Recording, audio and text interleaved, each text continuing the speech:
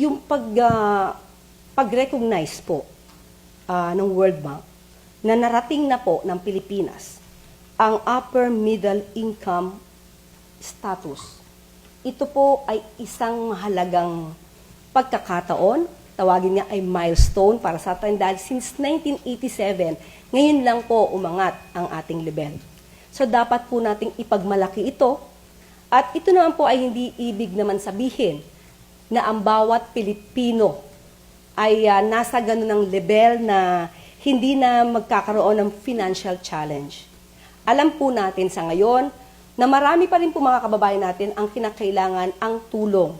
Kinakailangan na magkaroon ng magandang trabaho.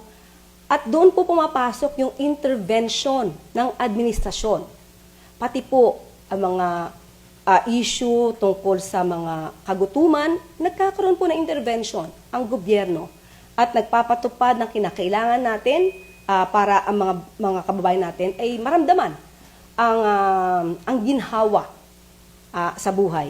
So, ito pong pagiging upper middle income country, hindi po ito finish line. Hindi po ito katapusan.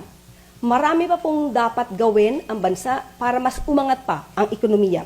Ang ibig lamang po kasing sabihin nito ay meron po tayong malakas na ekonomiya na maaaring makapag-inganya sa mga investors na mamuhunan sa ating bansa, na mag-create ng jobs. So ito po yung ibig sabihin nito, na tayo po ay nagsusumikap na gumanda ang ekonomiya.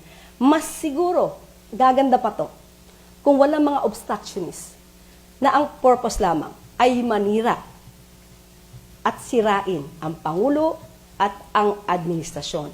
Sana makita nila yung pagsusumikap ng administrasyon na ito upang iangat ang ekonomiya ng bansa.